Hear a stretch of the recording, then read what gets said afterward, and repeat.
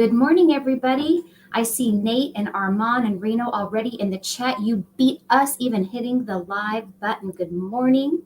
And today we're going to be talking about 2024 business tips, hacks, and goals, and some of the things we do or we want to start doing.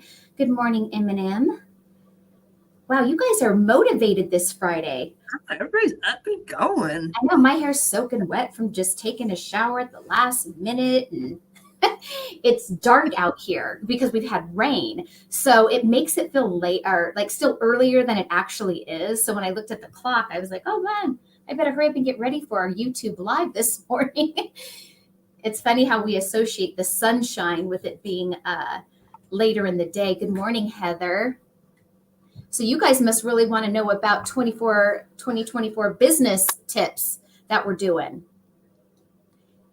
I hope so. And we had a couple of contributions in the group, so that was good. Yeah. I am also putting some things together over here, so don't mind me. Don't mind me. And I am curious what people who are watching, if you have any really good tips or tricks that you do for managing your Amazon business and just sometimes life in general, sometimes it goes hand in hand, right? Because our business, doing what we do, is part of our life and our house with packages. And so the two really mix. When you have a traditional job, you're going to work, that's there, it's at that building, that location, and then you come home. The two are very separate. With Amazon and your home, they're very intermingled. So that can be hard. This morning, when I was brushing my teeth and getting ready, eating breakfast, the things I do, knowing what we were going to talk about today, it made me think, some things we do so routine, right? You do this on autopilot. I get up in the morning, I go to the kitchen, I get my cup of coffee, I sit on the couch. These things I do without fail every single day. I don't even have to think about it. It is just my routine. Likewise, when you're going upstairs and you're getting ready for the day, it's the same thing, brushing hair, deodorant, brushing teeth. We just have things that we do on autopilot because we've always done them. And I thought, with my Amazon business, there are things that I do on autopilot because I've made them a habit that I have ingrained in part of my daily routines. But they didn't used to be a habit, right? And there are other things that have fallen off as habits because they either weren't important anymore or I got lazy with them because I don't like to do it. And then there's new things that become my habits because they're new projects I'm working on or something new that I want to learn. And so I have to now make those things habit. And I will say one of the things I really did well last year for me, which was a big win, was learning some new skills. I was fixated on learning how to really master Amazon advertising campaigns. I would not consider myself a master, but where I started off as a novice, I am definitely a little bit above the intermediate level now with doing Amazon advertising campaigns. But I made it my mission to learn it, watching videos. So if you're maybe like me and want to start learning some new skills to help your Amazon business, things that you're afraid of or you just don't like, but you feel like you want to know to do them, I encourage you to either watch a video every day and make that part of your routine, or like me, I really don't have time to watch a video every day, but I've made it a habit that on Saturday mornings, I watch anywhere from 2 to 3 videos. So I bring my phone into the bathroom. The ones I don't have to pay attention to, I put YouTube on my phone and I just kind of listen to them talking through my phone.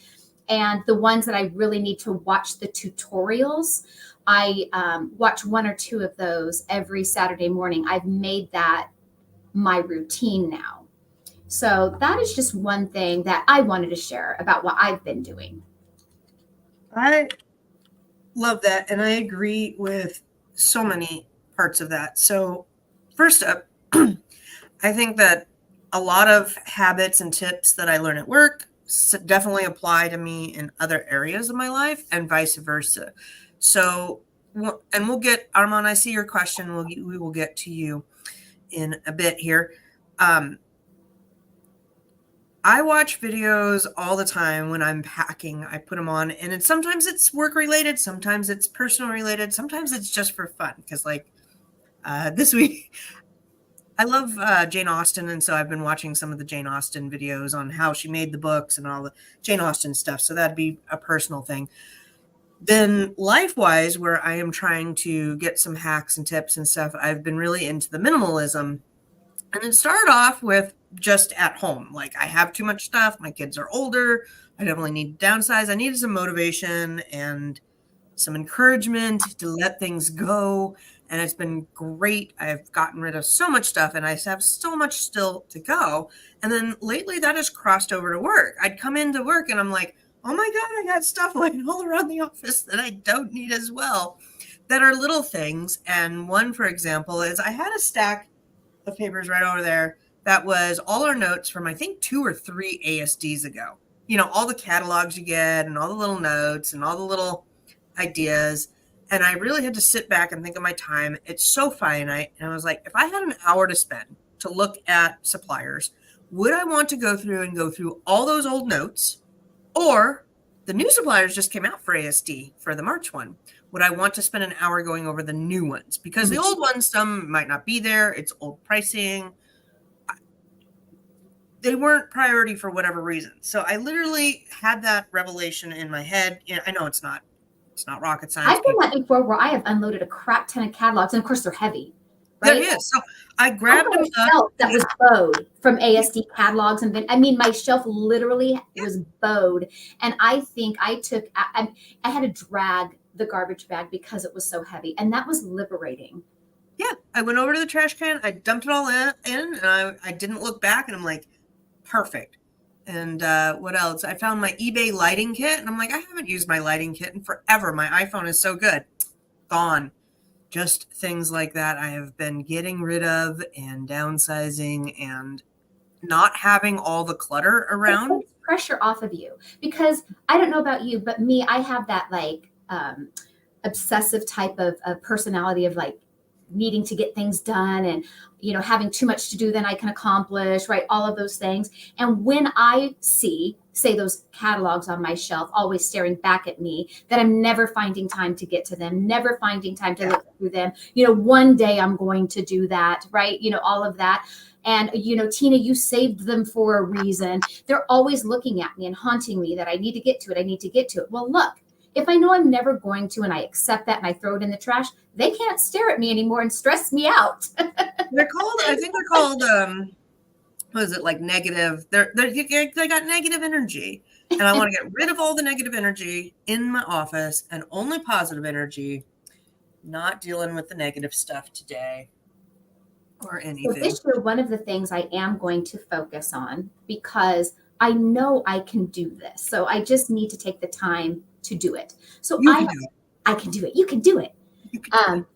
And so I have a bookkeeper, and I don't intend to get rid of my bookkeeper. However, I do not know how to use the software that my bookkeeper is using to do my books. I've had this software a long time. My original bookkeeper liked it better than QuickBooks, and mine is called Xero, Xero. It's very similar to QuickBooks. It's just that there's not a lot of instructional videos on how to use Xero, except on the Xero website. QuickBooks, there's a lot of videos for QuickBooks out there, including on the QuickBooks website. My issue is a lot of these videos gear it for people who just like do their regular business books, their personal finances. They're not videos geared for bookkeeping for Amazon sellers. And there's a twist with selling on Amazon, especially considering all of the fees that we have. So I do have A2X, which is another software that is compatible with QuickBooks and with Xero. And I finally watched a couple of these tiny little A2X videos, and I'm like, wow, I can really see how it benefits my bookkeeper to have this. So A2X, and I don't know if you've ever actually watched the video, because I think you have it too, Lucy. I do have A2X. Have you ever watched the video to know what it actually does and how easy it makes it for the bookkeeper?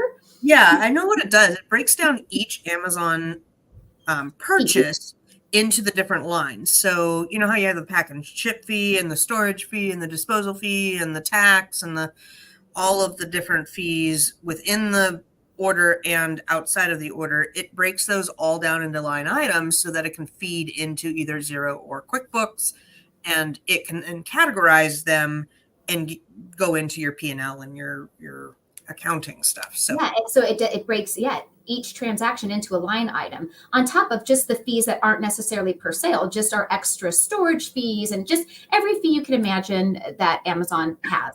And so what it does when we get a payout, let's say your paycheck is, $3,000. It categorizes that whole $3,000 paycheck into the line items where it should go into your bookkeeping software. But on your end, when you're in your QuickBooks or Xero for that matter, it shows what A2X says and what was sent into your bookkeeping software. And so if this is 3,000, this is 3,000, and it matches, all you do is click the button that reconciles that. You don't have to go in there and figure any of that stuff out.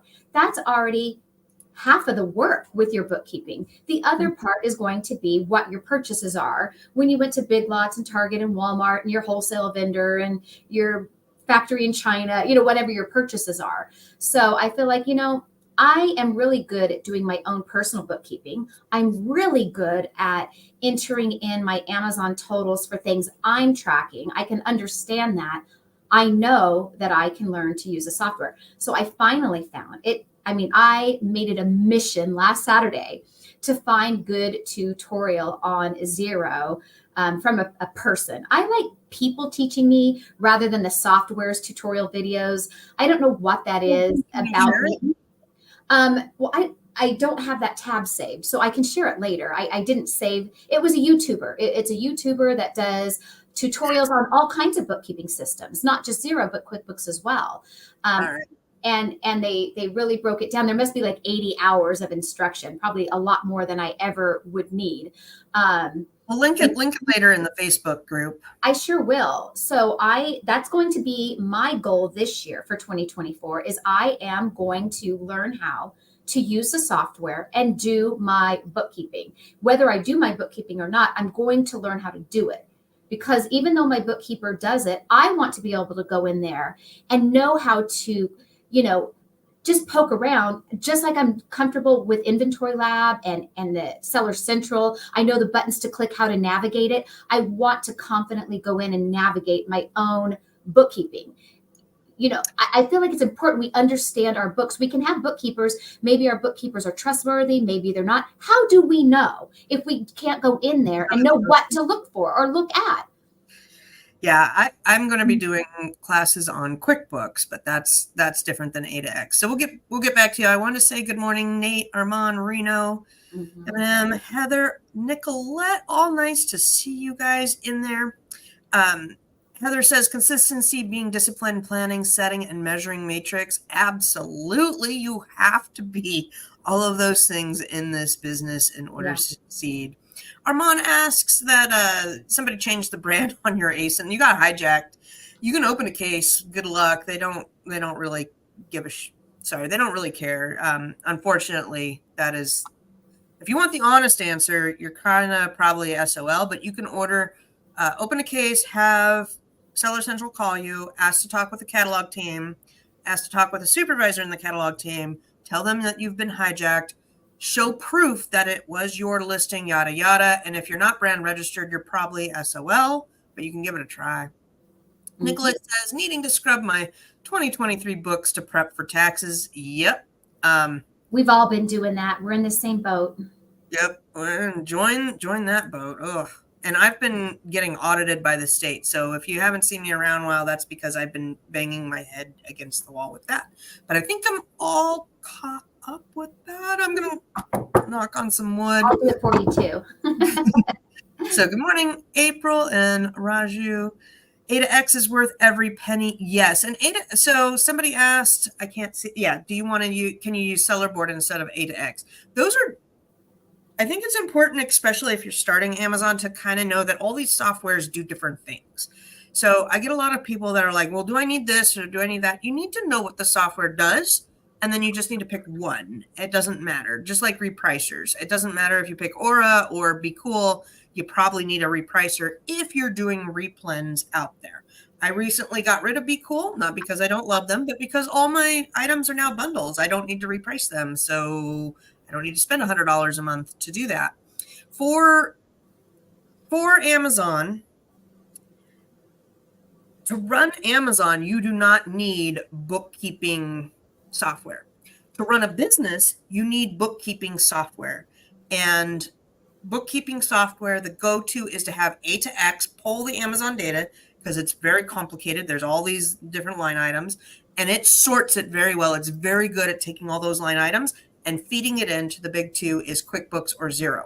Sellerboard and Inventory Lab do have P&L and some business things. And if you're just starting out, you might be able to use them to run your business if you're very small, but they do not have the power that traditional accounting software does. So, yeah, Sellerboard might have a QuickBooks integration. I am not familiar with it. The problem with those is that a lot of times they just feed the main number. They don't give the breakdown. So, and that's what A2X does. Yeah. Mm-hmm. Yeah. So you do not need Xero and QuickBooks and this and that and everything else. And I think my bookkeeping has been using A2X, I think, for 4 years now. Yeah. And I've never learned it. So that's my check-in with me this summer. See how I'm doing. Hold me accountable. So they're saying that maybe Sellerboard QB integration might replace A2X. How much was Sellerboard a month? I feel like it was $20. I know we both tried it and I did like it.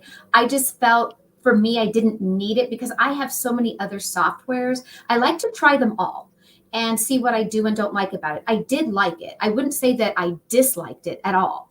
It's just I felt that other softwares did a lot of the same things that Sellerboard was doing for me too. So I didn't feel that I really needed it. If they had done a way where I could do my batches through Sellerboard, I would have kept it. There is no one else in my meeting. I don't know what you're talking about, but no, this is Tina and I. We are here every Friday, so welcome, Raju.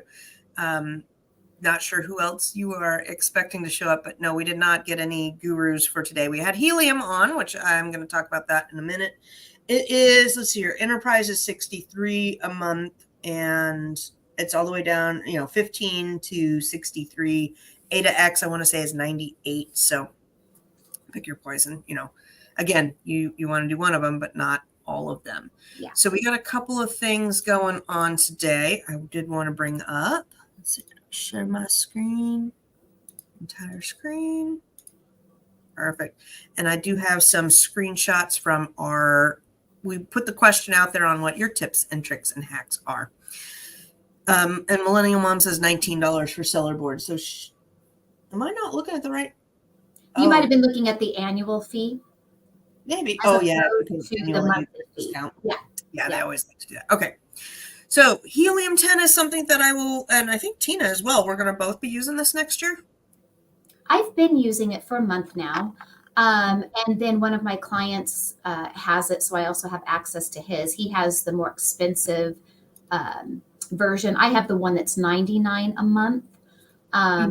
But I am going to be using, since I do manage a lot of accounts for pay-per-click, starting this month, I will probably set it up today or tomorrow. I'm going to try their Adtomic to do ad management. So I will have to learn that. I'm hoping that's a quick learn because, look, I got a lot to do. I don't need I don't want to have to spend a month learning how to use it. So check back with me next Friday and see, how I'm liking that. If you think to remind me. And Adtomic was an extra $100, right? No, $200 a month. So it's definitely it's a pricey one. So if you are a seller who is a big seller and you run a lot of ads in your account and you're making enough to afford that, I would try it. For the regular person, I probably wouldn't fork over $200. If you are a private label seller that have a whole bunch of something in stock, your business, you know what you would or would not need, but it will allow me to manage more than just my account. I can manage multiple accounts with it. So, that just would make sense for me. Awesome. Yeah, definitely. Oh, I am curious to hear about that because as I dive deeper into private label items and launching them, it's you spend a lot of time in the ad campaign area Yeah. and a lot of time in keyword and SEO research. So I did it's try a cool new tool this month. I didn't tell you about. I don't think. Oh, I did tell you on the phone the other day. I did tell you. So okay. I wanted to try it, and I had a meeting with them. It is called Data Dive. Oh yeah, And yeah, I did like the tool, and this is why I'm also going to do the Adtomic. So yeah. Okay. Data Dive, what I liked about it is it does make setting up your ad campaigns very easy. It's a very easy, user-friendly tool. Now, I did need the little meeting to help me know what buttons to click, but it's very user-friendly, and I grasped it after that first meeting, played with it. At first, I was like, oh, what do I click? It took me a second to remember, but I was able to do it. So if I'm able to do it after someone shows me once, it's easy, trust me. A lot of times I have to look at things over and over until that light bulb moment goes off. It takes me sometimes a few times to grasp it. So it's very easy to use. And the thing that is the downside to using Data Dive is it doesn't help you manage the ad campaign after you have set it up. It only helps you set it up. It doesn't have the follow through, the other side. So that is the downside to it. And in order to get the tool and be in their mastermind, which I didn't do, I just paid $39 for one account. I would have to pay extra to manage to do it for other accounts. So anyway, to pay for the Data Dive and to be in their mastermind if you wanted to would cost the same as just getting the Adtomic. And so the Adtomic with Helium 10 helps you set it up and helps you manage it. So you probably get a better bang for your buck with the Helium 10. However, Helium 10 for me is usually more complicated. There's too many buttons. There's too many, it gets overwhelming. And I loved the simplicity of Data Dive. I believe they plan on trying to make their tool to do the latter, to also manage the ad campaign. And so managing ad campaign, what that is, if anyone is not familiar, is once your ad campaigns are set up, especially if you're not going in there and hyper focusing on what search terms are getting you the clicks or what product is getting you the clicks that maybe is converting or spending too much and not converting to any sales or not enough sales to make it worth it. Maybe your bid is too high. Maybe your bid is too low. The ad management tool, the AI within it, lets you know, it highlights you're spending too much here. Would you like to add it to negative? Or, this one is doing well, or you should spend more. The AI kind of tells you what you should do. I have always gone in there and manually done it. Campaign by campaign. I go in there and manually turn off, turn on, raise bids, lower bids, manipulate my bids, to try to, get some more sales. So having a tool that does that with just simple clicks of the button sounds appealing to me. Yes. That is always very, very nice when you can just kind of systemize something that it is. So last year I did a lot of looking at kind of what did I spend my time on, and then where my time was, what could software kind of help me out with. So that was good. All right. I wanted to say I did get the 1-day leads list up. That was my one duty on Friday. On this one, isn't it like 15 leads this week? Yeah. Okay. 15 leads this week. So it was a good week. And then let's see here. Just want to make sure I'm clicking on the right things. Yeah, and our Bolo group has gotten quite small, and I love our Bolo group. It's actually one of my favorites. So if anyone is interested in joining our Bolo group, it's $30 a month, and you only have to post, was it one lead a month is the way we did it, because through Q4, one a week. I'm sorry. One bolo a week. That's right. Because during Q4, we had 3 bolos a week. Just one bolo a week is all you have to contribute. I do more than one bolo a week personally in that group, but we share, stores that are having sales or Like this week I shared, which I will share with all of you as well, that Big Lots has their 20% off coupon for your entire order. So you can check your email for that. And I believe if you actually go on Big Lots website, you will see that 20% off coupon your entire order. And Big Lots takes tax exempt. So if you do have your reseller certificate, you can take that into Big Lots, pay tax exempt, plus get that additional 20% off your entire order. And if you're somebody like me who also does the credit card point game hustle, make sure you check your credit cards that give you extra points. I use mine for travel. So I have the cards that earn me travel points so I can go on free vacations. Make sure you're checking out with your card that gives you that. In fact, I really encourage all of you. That is one thing that I upped my credit card game last year in 2023. I made a video on doing this as well. But I encourage you, if you do or don't already have a business credit card, consider getting the business credit card for your account that gives you points for travel if you're someone who wants to travel, because you can get free vacations, free hotel stay, and all you're doing is doing what you're already doing, using your card to buy your Amazon inventory. Yes. All right. Did you have anything else to say? I was going to move on. On that, no, I'm done with that. Trying to move on. Tina and I are diving into our spreadsheet after this call. We are going to go through, and this is our dashboard. And so I put it together out there if anybody else wants it. I think it's $5. But this is what we go through, and I got mine all filled out yesterday. I was super excited. It's just a spot where you can kind of look at your overall business.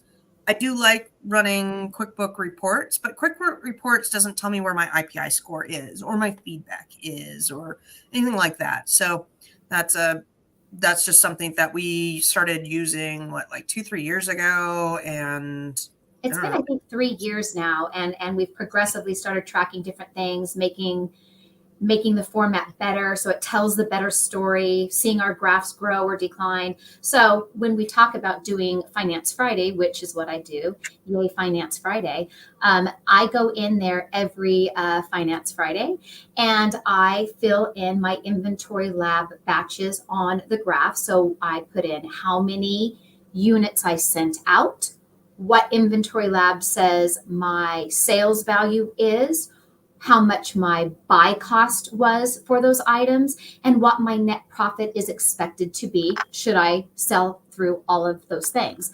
And so every week I fill in that line item. And then at the end of the month, which I did this yesterday, is I go through, and Lucy does the same, and I go through what I actually sold on Amazon, what my actual sales were for the month, what my Amazon payouts were for the month.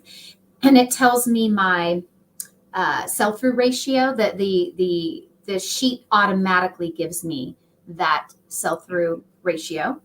I enter in there my eBay sales, my Etsy sales. And for me, aside from Amazon, we enter, what we make with our coaching jobs and helping clients, yada, yada, yada. So it helps me track all of those things so I can see, am I sending in enough to Amazon to make the amount of money I'm striving to make on Amazon? Is the products I'm picking good picks? Are they actually selling through? Is that sell-through ratio good? Additionally, it gives you your average profit per item for what you've sent in. So is my average profit per item declining? Is it increasing? Am I picking smarter? It just tells you that story. So there's not a right or wrong with it, but it really makes it makes you see the picture of your Amazon business. Absolutely. We're talking about tips and tricks here, and we're trying to share with you guys how we run our business and what we look at. And I don't spend a whole lot of time, say, on like feedback, but filling out the form once a month makes me make sure that I checked on my feedback. I don't have any negative. I've disputed any. And it's really, like a 3-second thing. It's not. I want to say Not yesterday when I limited. filled out all of the month end numbers, because I go into Inventory Lab, and I also look because it's easier to find it in Inventory Lab. For those of you who watch all of our shows, I've mentioned that in Inventory Lab, you can see really easily what you spent on your advertising cost, on your short term and your long term storage fees. It's much easier to find that in Inventory Lab than it is to find it navigating it in Amazon Seller Central. It just is. Yeah. I look at, what I spent on disposing of like all kind of like those money losses. I look at all of those things because again, you don't look at that necessarily daily, but monthly it lets me know, is my advertising efforts, am I spending too much? Am I spending too little? Is it converting to more sales? It forces you to take a look at it once a month, just like Lucy says. It makes that habit. So whether you have a spreadsheet or write it down or have a notebook or put it on your calendar, the different things you need to do in your business on a weekly, monthly type of schedule, you got to have it organized somewhere because there's no way you can remember all the things you need to do for Amazon up in your head. It's crazy town. April, do you need A2X to run and QuickBooks? From my knowledge, from what my bookkeepers and CPAs have said, is that QuickBooks needs to have that information broken down in order to interpret it, and A2X is the go-to software for that. There's no good pull from Amazon to interpret that data. Can you go and put all that data in line by line? Sure. Will you spend a lot of time doing that? Yeah, it's worth the money there. But my hope in sharing all this for you guys is that you're writing down and things that are kind of interest to you, you jot them down, and then you go do a little bit more investigation into them. Like we talked about Inventory Lab, Seller Board. I like Inventory Lab because you can do your batches through it versus Seller Board doesn't have that feature anymore. You don't need both, but you do need to keep track of your inventory somehow for taxes and business purposes. So write down all of the softwares and things that are interesting. Yeah, you pick what's right for you. We are just sharing with you our experience for the things that we do. And I have tried most and a lot of the tools. And I can't say that there's ever been a tool that I just hated. I think all tools serve a purpose, but let's face it, we can't afford to have all the tools. And even if you had all the tools, you don't have time to use all the tools. So, just if you're curious about one, but you don't really know if it's for you, you can usually get a free trial for a couple weeks or even pay for it for 1 month before you jump in and decide, hey, I want the yearly subscription. Just try them. I've tried lots of them and canceled them after a month. Like, oh, I liked it, but I don't really need it. Yeah, no, see what it does for you. There's a good set of manual instructions. Awesome. If you could share it, you could post it in the Facebook group. I didn't know that. Maybe I need to look at that. A set of instructions for what? A2X? Yeah, for instead of using A2X, breaking it down. Oh, okay. Yeah. Lots of scrubbing. Okay. Interesting. So, yeah, and it's good just to talk, and it's good to join Facebook groups because then you can say, hey, I'm going to set up my accounting and I'm at this level of a seller. What's recommended, and you'll have everybody kind of give their 2 cents. Then you can say, okay, now I have 3 recommendations on how to do my bookkeeping. Then you go investigate each of those 3 and you see what's for you. Yeah. And that was manual, that's okay too. I mean, you don't have to have A2X, but if you get to a point where, it's too much for you to do it and it's it breaks down to being $22 a month. If that fits in your budget, great. If it makes your life easier. If it doesn't, that's okay. Exactly. So April also said that hire VAs. So I wanted to share this because we do have a VA group, and I recommend if you want a 1-day sheet, buy a 1-day sheet. If you're interested in something a little bit more, signing up on an OA sheet is also good. And I want to talk about that for just a hot minute. I'm going to put the link in the chat here. I was like, I'm not going to do any VA sheets. I can do this all myself years ago. And then I bought a few sheets and I was like, oh my goodness. I learned so much on expanding which stores I shop at, looking at different categories I shop at, and learning about the sales and the structure of of how the sales go with the different stores so that I could dial in replens and really get better at sourcing myself. So if you're kind of at that level where you're like, I go in and I scan and I scan and I scan and I'm spending too much time scanning and I'm not finding any good leads, maybe it's time to buy an OA sheet of some sort. If you want to expand on shoes, I know people that do just shoe lists or toy list or 1-day sheets or join for a month and see how it goes and see if it expands your mind and the ability to find products. Because really, for the amount of money I spent on OA sheets versus what I learned was a really good bang for my buck when I was starting off. I want to say about 3-4 years into selling on Amazon, it was a really good enhancer to kind of just one. I took every OA sheet and I stored all the stores they were sourcing from. So now I have a huge list of stores that if I want to go sourcing, I have that right there. Sometimes it's a matter of it being also the brand names too. So yeah, brand names too. It's the great brand name. So the thing with the VA list that early on, I just never thought about. I got it. Okay, I bought leads, and you're just learning. And then as time went on, what I was doing with any VA I've used or any lead list that I have bought, whatever I'm paying for that lead list a month or a group like Bolo Group or whatever, is that I started then keeping a spreadsheet because I wanted to track, okay, if this is costing me $100 a month or $30 a month of the purchases that I've made, that total net profit on them, is it exceeding what I'm paying for the list that month? So if I pay $100 a month for a list, if I'm profiting 200 of it, 100 paid for the list, right? And I had $100 in the pocket. So you kind of got to track the leads that you're buying. If you want to test that, I would always test it for a month or two to see, am I taking advantage of it or am I losing money on it? Or whether it's the VA that you're paying, if you're paying your VA $100 a month, however it is that you're getting your leads that you're paying for, or if you're in the Bolo Group that you're paying for, like our Bolo Group is $30 a month. So with the Bolos that I share and other members share, if what you're netting is over $30 a month, then it's a good fit for you. If you're not buying the things or you're not profiting over what you're paying for the group, it's not a good fit for you. It's just simple math. Well, there's the profitability of it is certainly one unit of measure, but also the learning.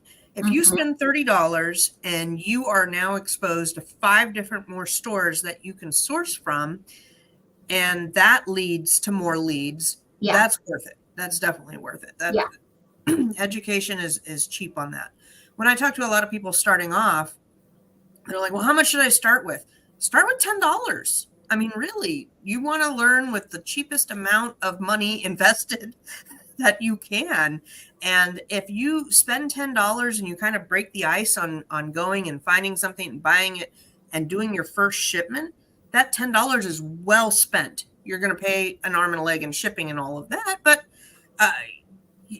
so spending that $10, even if you don't wind up sending it in or you send it in, you break even, you have now learned so much that your next product is going to be that much better. You don't want to go out and spend $3,000 on one product that you spent 3 months researching, because you will have some sort of roadblock. I guarantee it.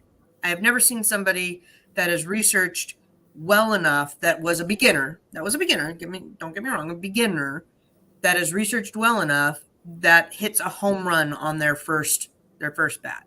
It just doesn't happen. But you learned the steps. You learned how to research. You learned how to get it. You've learned the steps. I know that first shipment I ever did took me forever. And I was so scared I was doing it wrong and making a mistake. It's like I just wanted someone to come to my house and just show me how to do it. Just show me how. Oh, yeah. And unfortunately, I see it on some of the other bigger Facebook boards. I did my first shipment and now they're stuck on Amazon and I didn't label it right. And they all need to be relabeled and I had to redo the listing. What do? You have to recall all of that and relabel it.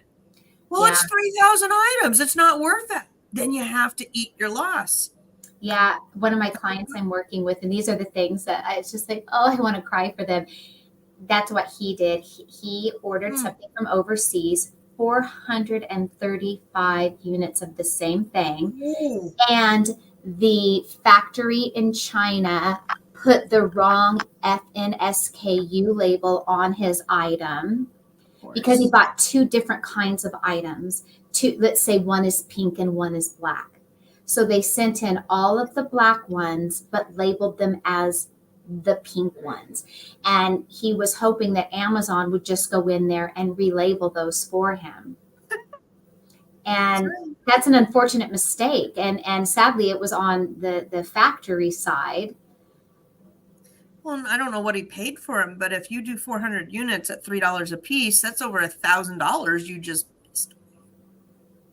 If you're going to removal fee on all of them to send to you for you to relabel, send back into Amazon, that just hurts. That does. That hurts a lot. And it's time and money you've got to really evaluate, because what is it, like $2-3 now to get it sent back, depending on the size. Yeah. You may not even be able to sell it at a high enough rate to get your money back. Oh, that hurts. It does. It's like, and I just hurt for people. And the thing is because go spend $10. I've been in people's, I've never done that with 400 items. But I've done these kind of things, or they've happened to me. And it's just like, and you get so mad at yourself. We all make mistakes. Even as long as I've been selling, I still make mistakes sometimes. Oh, yeah. Yeah. I had somebody that did a whole bunch of research. I was on a Fiverr call. They're like, we bought this, we are ready to go. And it was right before Christmas. We bought, these and they're ready to go. And we just need to make the listing. Help us out. And I'm like, so when did you make your account? Well, we made it just a month or two ago. Okay, great. What category are you in? In the beauty department. You can't sell in the beauty department. Why not? Because Amazon locks down beauty, health, grocery, and toys for Q4. Well, when will it be open up? Hopefully by the end of January. Well, that doesn't work for us. I don't know what to tell you. This is when you're new, because Amazon doesn't have good instruction to tell people these things. And really, where does the fault lie, as far as Amazon's good instructions to make it easy, That's why Facebook groups are awesome, because you could have posted that and they would have been like, yeah, you can't sell that in 2 seconds. Anyhow, we're going to move on to other tips and tricks here. I love this one by Casey, and I want to say it's Pomodoro. Pomodoro. Yeah, it looks like Pomodoro is the way I would say that.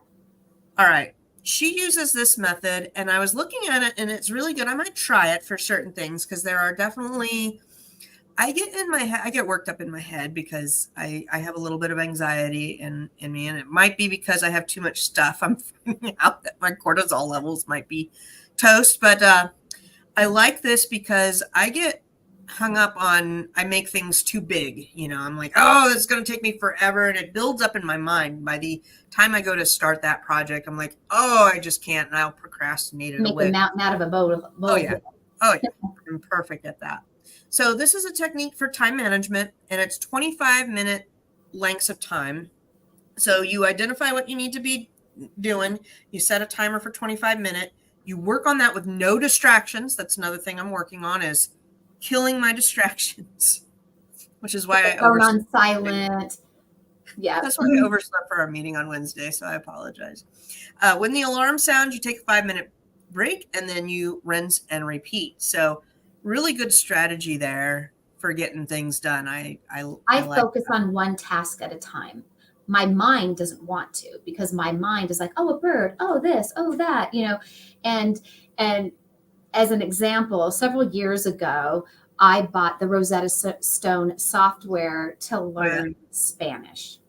And so I would sit in my room, I put my disc in, I got my headset on, I was ready. And I would start the program and I would be doing the lessons, but my mind wanders. Oh, I probably can go put the clothes in the dryer now. So I would pause my lesson and I'd go put the clothes in the dryer. And on my way back to my lesson, I saw that, oh, I still need to put the dishes in the dishwasher.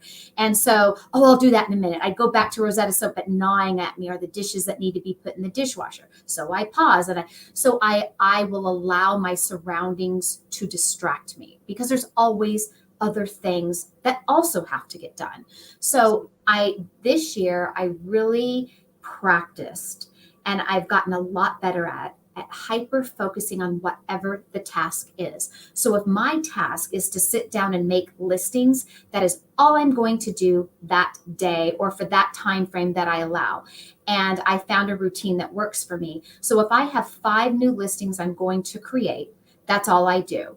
I sit down and I create what I call the rough draft of them. I get the title done, I get the bullet points in, the back, I get all of that done, but I don't do the pictures.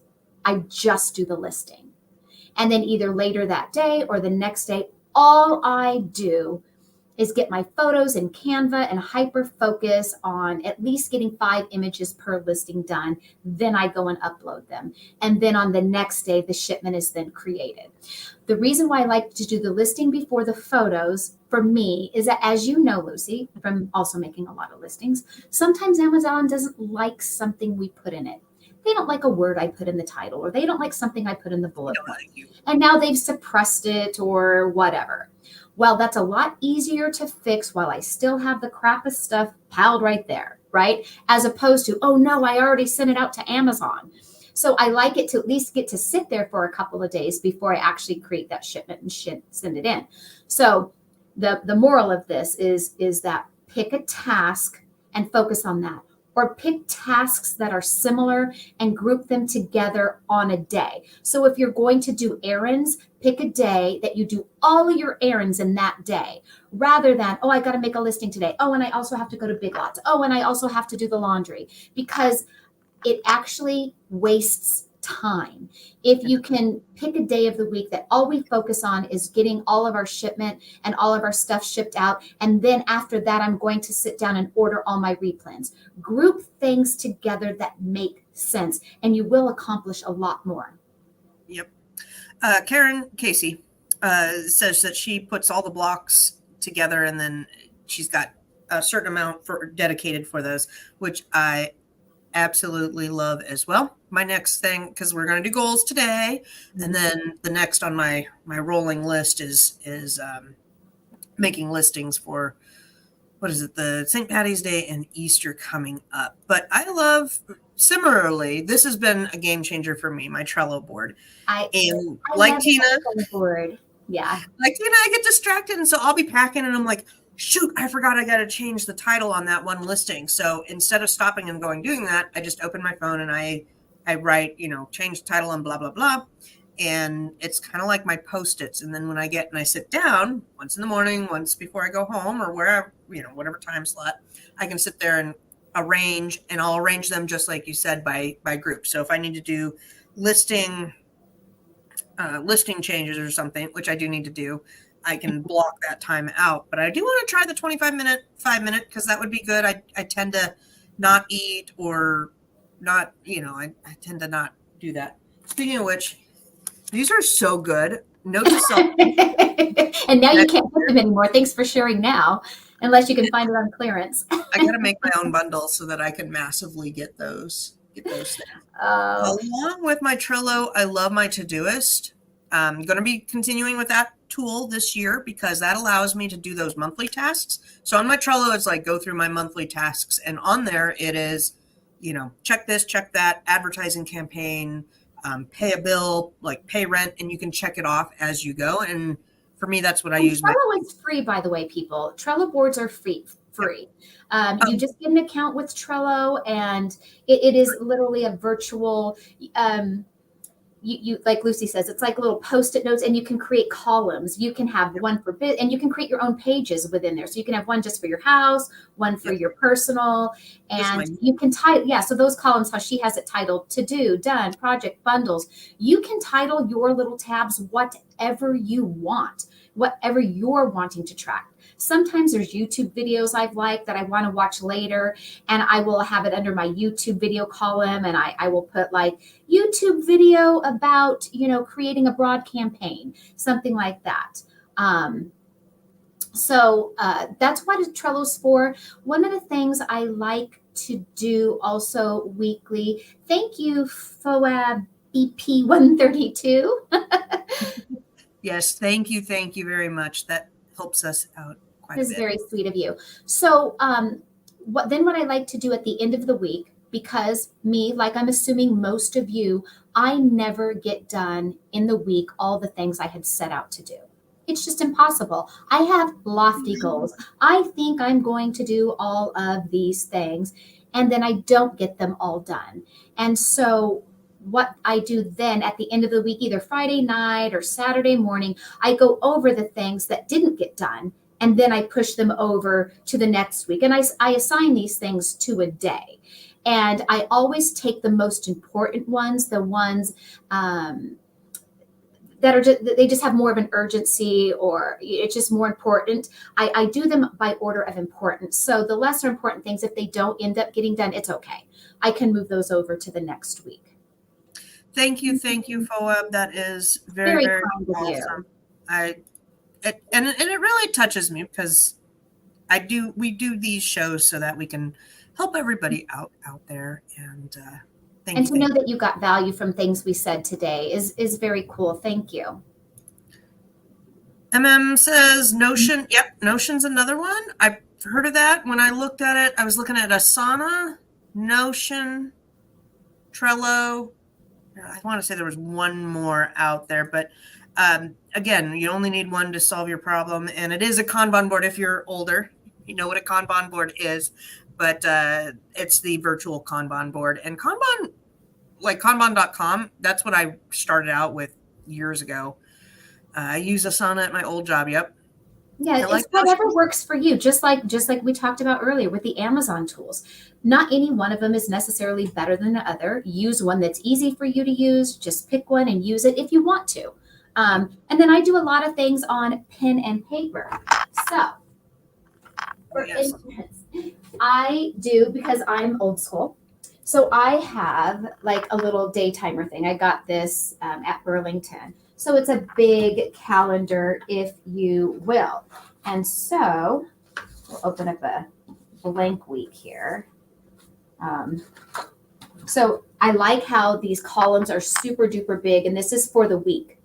Okay. So, I've got that. There's a lot of room to write on it. So even though I do have things in my phone, there are things that I need to put on a calendar for me to look at a glance in the morning. So as you guys know, we do a lot of coaching. I manage things for clients. And so I need to keep track of, at 7 a.m. I have a coach call, but at 10 a.m. on this day, I have a doctor appointment, because I don't want to screw up my schedule by telling a client or somebody, oh yeah, I can do this call at 7, or tell a friend, oh sure, on Thursday I can meet you for lunch at 1. So I like to keep things that are an appointment type of deal down here. So I mostly use this book for tracking appointments that I'm obligated to by a time on a day of a week. See, and I do all of my calendar is on my phone. It's all on the on that, because then my family can see it and not, they know where I'm at and what I'm doing and stuff. And I have Calendly, but I find it takes me longer to go into Calendly to try to plug in the I'm old school. I just like to write stuff down. See, and you do research receipts virtually, and I'm old school with paper. So yeah, whatever, as long as it works. As long as it works.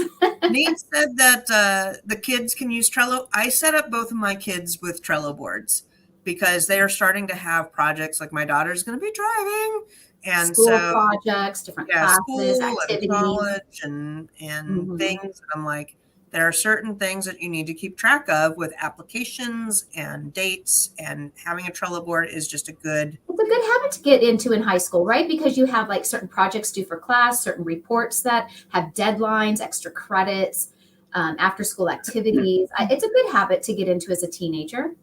Yep. And then I have one more website that I wanted to show. I am going to do this one this year. So, January is where we go and we look at all our things, and I got rid of Be Cool. And the one software that I'm adding this year is Dave Ramsey's Every Dollar, because it's a budget one and it can be on my phone. Last year I tried QuickBooks. I really did. I gave it the old college try. I went in there and it was so convolutedly, I don't know, it just was really hard for me to use QuickBooks built-in budget. And I don't want to add more software just to add more software, but I'm like, I need something that's going to be on my phone, because I can, at the grocery register or whatever, and I'm trolling, I can put in how much I spent and what transactions have gone through and kind of plan out my budget. And I use my dashboard that Tina and we use to see kind of what needs to be forecasted for the ongoing months. But I am going to try that. I love listening to Dave Ramsey. Dave Ramsey's been around. It's definitely well proven. Zero. Does that cost his Ramsey Every Dollar? Is that a fee-based app or? So this is free. And then if you want it to link to your bank or have something else, I mapped it out. It was going to be about $80 for the year or something. And I was like, shoot, if I really like it, I'll pay up and I'll do the $80. But for right now, I'm just going to do the manual entering it in. Mm-hmm. I find that I really want that accountability to put it in. And if I'm doing that on whatever day, I don't know if I'll do Finance Fridays, but whatever day I'm putting in, that allows me to see all the charges and make sure that I'm not getting overcharged or having weird charges. Like I had a vendor who fulfilled my order from last October this month. And I'm like, well, anyhow, side story there. So manually having to put it in to me is what I need. But if you wanted to do the automation, I know there's an app. I forget how much it costs a month. I've never used it, but I also thought that's good for younger people who are definitely grew up with apps and things, not old school like me where we write stuff down. But there's an app called You Need a Budget. It's like YNAB, like YNAB. And it stands for You Need a Budget. And that's the other one that I was looking at. Yeah, because it is kind of like that envelope method of budgeting. So I do the envelope method of budgeting. Because for me, and I've been doing it since I was 18 years old, so it's hard for me to break away from that. And You Need a Budget works like the envelope method without having actual envelopes that you're stuffing money into.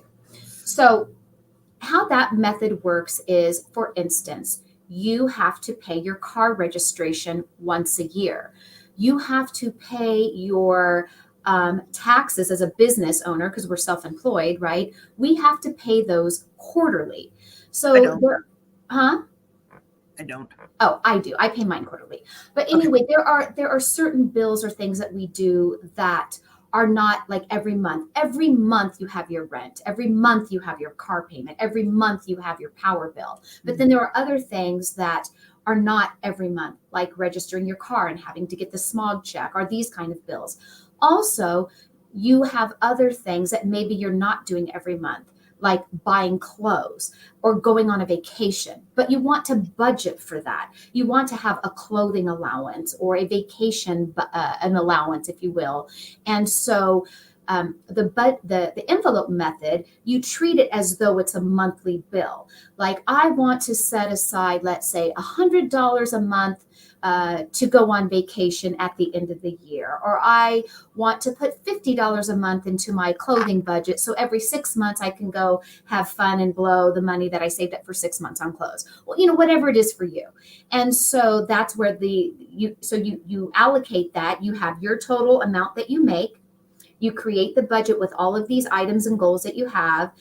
You have your fixed bills, like the rent and the power bill. You have those once a year type bills, and all of those. So you take that once a year bill, you divide it by 12, and then that's how much that bill costs you per month. You put that in your either physical envelope or your virtual envelope, if you will. So you know that of the money that is in your bank balance, some of this money is allocated towards something else. And so when you just have a single bank account, you can't know that, well, there's, let's see, of clothing money, I have 4 months in there, 50, 100, 100, to where you're going, okay, I have 200 in of that balance is for clothes. Who can remember that mentally? So that's where like you need a budget app, or like doing Dave Ramsey can help you know what those are allocated for. So you don't just go accidentally spending it or thinking you have more in your checking account than you quote unquote really do, because some of that is for something else down the line.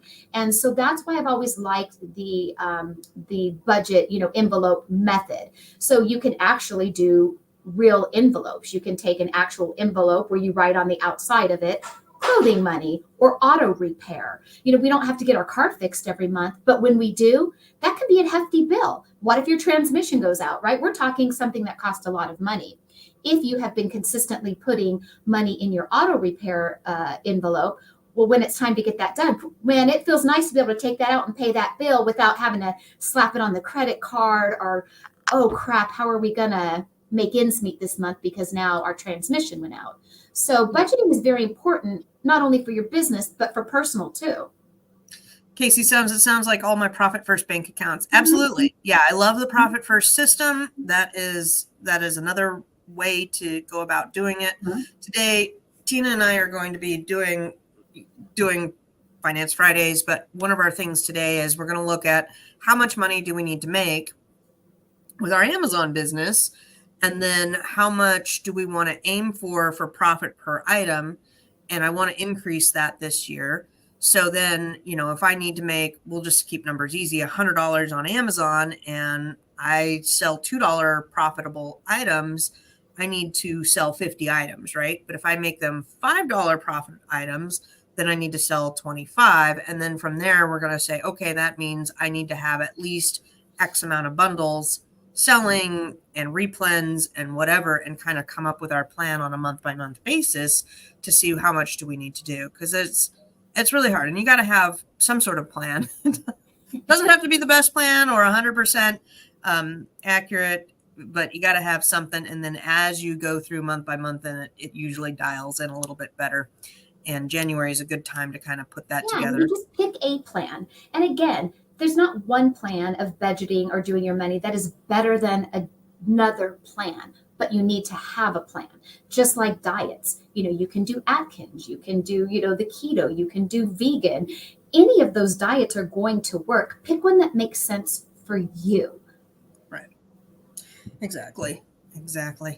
And let's see here. Casey says I do it for business, not personable. Oh, I want to For Profit First. Yeah. So Profit First is another one. I got the book, and, I got halfway through and I was with it. And then I got, it's just like that kind of thinking, and the way they broke it down, my brain, I just couldn't, it's like, it blocked me somewhere. And, but I took things out of it and definitely applied it to my finances. Yeah. And it took me a long time. Your accounting software looks at kind of the past, and then things like this budget and our dashboard, that kind of looks at the future, and we got to nail out where we want to improve on. And things like, you mean this guy? I love him too. I spoke about him. This is him right here. He has a Netflix series that is so cool. He goes with different kind of incomes, different type of people, teaching you how to live your best rich life. Is it backwards? No, it's the right way. Wait. So he does a Netflix?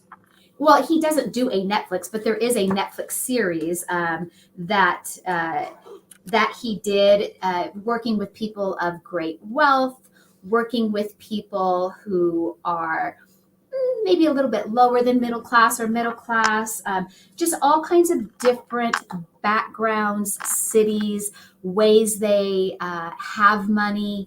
And he teaches you how to live your best rich life with the money that you have, with where you're currently at. And so I ended up, after watching the Netflix, I ordered his book. I got it on eBay, so, it came kind of like that, but I didn't care. Yeah, no, I will watch that while I'm packing. That's pretty fun. I like that. Yeah, everybody's different and there's different things. I'll sidetrack here because I do Amazon. Amazon's my jam right now.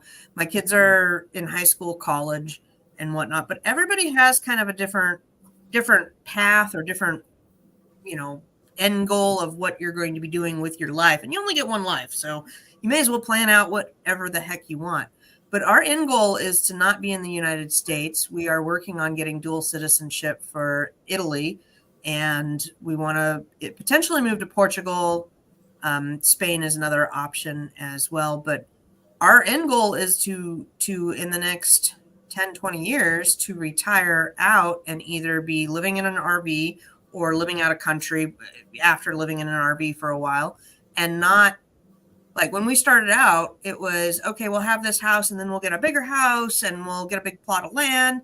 And now that I'm older, I'm like, I don't want to take care of that. I want to take care of as little as possible and travel. That's what I want my See goals the to be. world and have it life experiences. And that's Yeah. the thing is our dreams can change. Yeah. I want to go spend 6 months in Spain and 6 months in Amsterdam. I don't care if I have a big plot of land. And it may change depending if my kids have kids and all of that. But, everybody's got kind of a different goal or different family structure. So make and do what works for you. Same with software. Some of us like to write things down. Some of us like the virtual. Try it out. And my whole thing though is I cannot sit here and try out different things every month. It's exhausting. It's fun, but after about 3 months of trying things out, it's exhausting. So I do January, I reevaluate in June. So I will give Dave Ramsey's budget a good try. I will use it till June, and in June, I will either say yes, I will use this for the rest of the year, or bye bye, and not. Yeah, not you do do have to it. give things a fair chance. Yeah, but then that And way you I'm have not to be kind of disciplined to reevaluating do every it. month. The thing is you have to be disciplined to do the thing. Yeah. Nothing is going to work. None of these plans, software, tools, ideas, ways of thinking, learning, growing, none of it works if you don't put in the work. You have to make the commitment to do the thing. You have to make the commitment, and then you got to give it a good try, and then you got to see is it giving you what you wanted out of it. Yeah. So what I want out of my budget thing is to have a good goal so I can base my Amazon sales on that, and then I need to hit those goals. So that's what I need to use it for. Yeah. But what I struggled when I first started working for myself, being an entrepreneur, is shiny objects all day long, all over the place, and I felt like I was being pulled in a million different directions. So instead of that feeling, now I write things down on my Trello board on what I want to investigate or look at or cool things. Like I have ABF to transport over here for when I start doing LTLs. So write them down so that it's there, and I don't have the anxiety of forgetting about it. And then when it's time to look at those goals and look at those softwares, I can sit down and say, okay, my problem is X. Some suggestions were Y. Let me look at those items. Like I tried Sellerboard out for 6 months last year, and it was good. I really liked it, but I like Inventory Lab slightly better. So I picked Inventory Lab, and that's fine. I tried it out. I did good, and then I made my decision and I moved on. So that way you're not constantly getting Managing a lot of tools is exhausting. Which? Managing a lot of tools can be exhausting. It can be a time suck. Mm-hmm. Oh yeah. Yeah.